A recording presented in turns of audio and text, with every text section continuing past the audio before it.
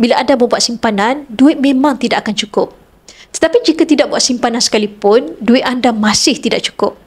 Jadi anda ada pilihan sama ada anda mahu jadi orang yang tidak berduit dan tiada simpanan atau orang yang tidak berduit yang ada simpanan.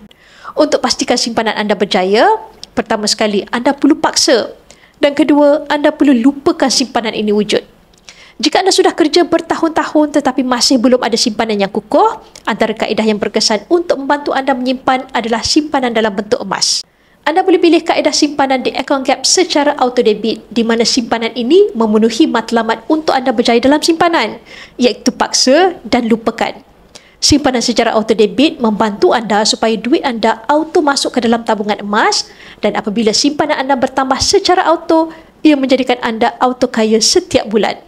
Bagi yang ingin mengubah keuangan menjadi lebih baik dengan simpanan emas, anda boleh rujuk pin video saya untuk 5 langkah daftar akaun Public Gold dan saya akan bimbing anda dalam cara dan langkah-langkah simpanan emas yang terbaik untuk anda.